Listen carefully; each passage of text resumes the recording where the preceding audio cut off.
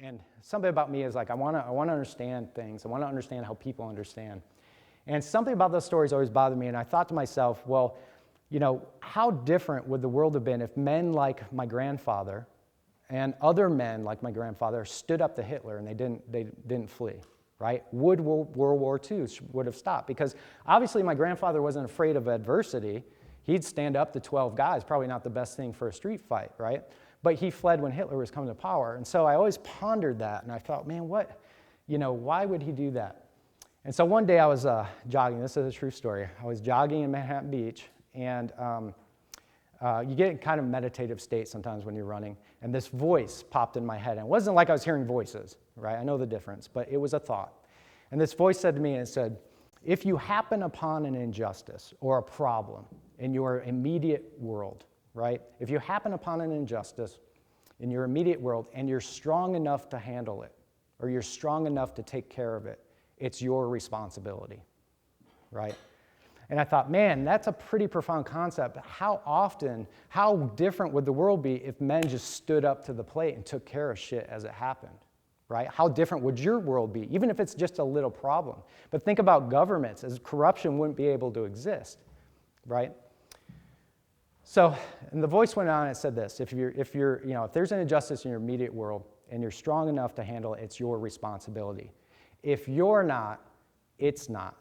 If you're not strong enough, it's not your responsibility. So my grandfather, as a child, he couldn't do anything to stop those men, right? He was strong enough to not speak out and let it affect him adversely later on. But, one thing about trauma in children is that it'll happen, they'll either become victimized their entire life or it'll strengthen their character. And so I believe that my grandfather's character was strengthened.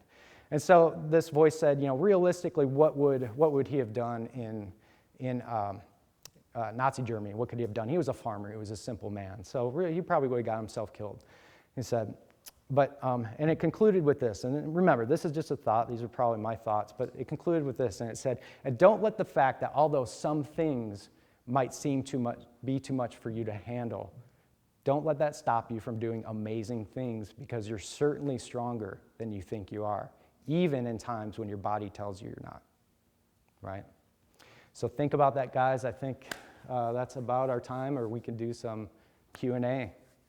Guys, do we have any questions? 1 second here. You can read it. This is pertaining to what you talked about, martial arts and throwing out techniques that you think don't work. Yep. So it says, when certain techniques don't work in a pressure scenario, sometimes isn't it worth it to tweak the technique rather than throw it out? Yeah, don't throw it out before you know it doesn't going to work, before you come to that. Anytime you come to a conclusion, you're deleting something. And so you have to uncover the cause of your own ignorance. And oftentimes people will throw things out before they really work them. So you really have to, it's a process of discovery. You have to figure out when you're throwing things out too soon or when you're sticking with them too long, right? And that's very difficult to do. It's a discernment, and it's something that you'll get from your experience.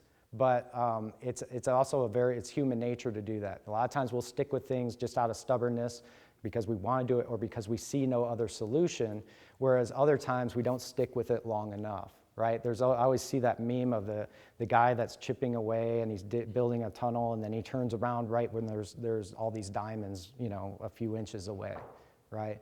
But sometimes, when it comes to being spontaneous and creating more action, it's sometimes better to just drop it and come back to it later and do something else, right? In NLP, what do they say? They're like, if what you're doing isn't working, do anything else. So depending on the context, be careful not to throw things out too soon, but at the same time, if you're in the shit and it ain't working, change it, do something else, come back to it later on. And that's a good philosophy for jiu-jitsu. I know there's some guys that train. Okay, there's 3 more questions here. How do you choose/identify a good coach for martial arts? What makes them a good coach? Well, once again, that depends on you. We're all individuals, and you can have the best coach in the world, but he could have the personality of a diet crouton, right? And if he doesn't jive with you, that's your first thing. If you feel uncomfortable around somebody, that's good. But also, one of the things you can do is look at them if their training method, if it has the pressure testing, right? If they're spontaneous, if they drill, if he has an eye for reality, and also if the coach himself is, he's not just there to teach classes, he's there to help you progress, right? That can be a rare thing, because sometimes guys are just clocking the clock, right? They're just clocking in. But you want to find somebody who is genuine, and look at his students, look at his senior students. If those guys are good in their particular area, because maybe you'll just go to somebody for boxing. If you look at his students and they've got skill, then he's a good technical trainer. And then the rest of it is personality, right? And that's something that you have to decide. Because I've done this, and I've spent years and years with people who are not the best to be around for other areas of your life. But as long as you're clear on that, there's no problem with going with somebody just for their technical skill. But once again, it depends on what what areas are you trying to shore up, and how good is that guy in that area.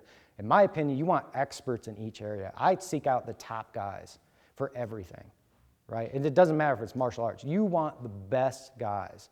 So, over time, you'll get the education. I can look at somebody and see if they're good. I mean, I've got to see them move or do something, but within a short time, I can tell if they know their stuff or not. Okay, two more questions here. How do you spar without getting punched in the head so much you lose IQ points? How do you avoid injury? Yeah, number one, don't ask Steve. He does not know how not to get hit and punched in the face. You can spar with pressure without getting in the kitchen and being rock'em sock'em robots, right? You don't have to put on the headgear, but it requires good training partners. And there'll be some contact, but you kind of have, in certain ranges, when you're close and you're throwing an elbow, you're simulating the elbow, you're not really gonna throw it. And the same thing with the punches, somebody's gotta have a certain level of skill so they don't really knock you out, right? And if you're going to go that route, because you do need to experience that at some point, you will never know how you're going to react to a punch until you get punched. I don't care. I don't care what you say or what you think. If you've never been punched, you don't know how you're going to react. Everybody reacts differently, albeit similarly in different ways. So, those are some of the few things, but how do you train? You can, improve. There are drills to improve your head movement, and get somebody who has boxing gloves and start slow. Do it out of movement, move your head, and you'll start seeing things. Sometimes a student's problem is their line familiarization, their visual acuity isn't in tune. And so you have to do attribute training, do weapons training to get them to start seeing different lines of attack, right? And sometimes the training method doesn't train lines of attack. Like Brazilian Jiu-Jitsu isn't going to attack you with all this crazy stuff standing up, so you're never going to develop that visual acuity. And that's part of the attribute training. Okay, this last question is actually a combination of two, but one said, how do you increase your in-the-zone moments? And the combination is, so I'm artfully doing, is what is it about violence or sex or extreme situation that taps us into that flow state? First question was, how do you get in the zone more often? Ecstasy. Yep. That's very good. That's it. Yeah. No, it's training. You got to do the training methods with, you got to be in situations that force you to be spontaneous, that put you in the pressure, and that have aliveness. You have to have a lot of movement and spatial relationship, right? Because it's the training, the focus. It's being able to see and move and respond to all the different stimuli in your environment, and that requires being present, presently focused. So a lot of sparring, a lot of knife sparring, stick sparring, sparring on the ground, movement drills where your opponent moves and you're just maintaining a certain distance. Anything with movement. And it also, you can get into a very good meditative state while you're training. It's, we call it, thinking without thinking. There is no thought, and you will notice it. There is no internal dialogue. And the last part was, what is about extreme sex and violence? Those are primal drivers, right? We are programmed as men to go out and procreate and continue the species, right? And part of that is once you get a band, once you get your tribe, you're going to have to protect it against other men because we want to be the top dog biologically, right? So fighting and fucking are tapping into this very similar types of primal instincts that are in us biologically, in my opinion, right? And so we're tapping into these primal drivers. Like we probably have a species memory of just, fighting for your life on the battlefield or fighting off tigers, and it's ingrained in you. And what I do suggest is that once you get actualized, these drivers become activated as well. And so you'll feel more confident as you walk through the world, right? Because I'm not big, I'm a tough guy, but sometimes I feel like, my balls are this big just because of the feeling. And I don't really know where it comes from, but I suspect that it's something that's ingrained in us, and we kind of turn it on. And some people have it more naturally, and also I think it's being purposely shut down in men, through all sorts of mechanisms. So we got to fight to get it back. And it doesn't mean you have to be the alpha male and be all this, but you don't want to negate that side of yourself. You don't want it to overpower you. Be as much in touch with your feminine side as your masculine side, and balance the two. But if you're short on the range in any one area, there's some guys who have never been in a violent angry rage, and there's some guys who are always in a violent angry rage, and you need to have that balance. But you'll have the behavioral flexibility through doing this type of expression, because also with this training, it goes back to my first talk, you're forced to turn the killer instinct on and off. That means you're channeling your emotions, all of your intent, all of your fear, your anger goes right into killing your opponent, and you have to have that commitment, but then shut it off, because the moment your past doesn't work, you've got to go back to okay, I've got to change my focus because I watch out for multiple opponents. But when you decide to make your entry, your killing shots, you go with 100% intent. And that, in turn, that wakes up the real primal drivers. So if you haven't watched my first speech, it's all about that. It's all about that. I really believe it. So We still have a few more minutes. Does anybody else have another question? Being a beginner in this kind of thing, if I want to go down this road of martial arts or MMA, are there any particular systems you would recommend, or how would I start down this route? Well, first of all, get clear on what you want. For me, I'm a lifelong martial artist, so I'll do some martial arts just because I want to. I'll do Tai Chi just to experience a different thing, and I know that it's not directly translated into the street. Although you can push somebody, and there's about 1% of Tai Chi that you can use in the street, but there's so many other benefits. So you have to get clear on what you want. If you say, okay, well, I want to be, because some guys are martial artists and they're competitors, right? Some guys want the experience of getting in the cage. If you want that experience, you want to compete. Go to Brazilian Jiu-Jitsu for the grappling, do competitions. If you want to get in the cage, do MMA. If you want to really get good at your kickboxing, do Savate and do Thai boxing, right?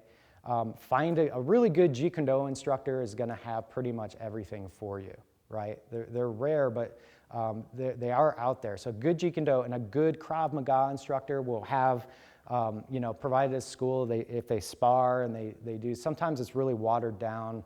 They'll take like two things from jiu-jitsu and then they'll add it and they'll go, okay, we're a complete art. But they don't actually develop the good ground fighting. You've got to, in every particular range, look at that range and look at the arts that are sparring within that range, right? And if they can actually apply it, then that's where you'll go to get that. But you have to get clear on what you want. And some guys, they want to compete. Some guys are they're lifelong martial arts, but they're going to take a certain period and just focus on Brazilian Jiu-Jitsu, or a certain period where they're just going to focus on their striking, or their MMA, or even wrestling and judo. So all those things, combat arts, sambo, judo, wrestling, Thai boxing, Savate, boxing, Western boxing, Brazilian Jiu-Jitsu, catch-as-catch-can wrestling, shoot wrestling, all those. And if you get a good JKD guy, he's going to have most of that stuff. Make sense? Any other questions, guys? All right, let's give it up for Ed Aiken. Awesome, guys. Thank you. Appreciate it.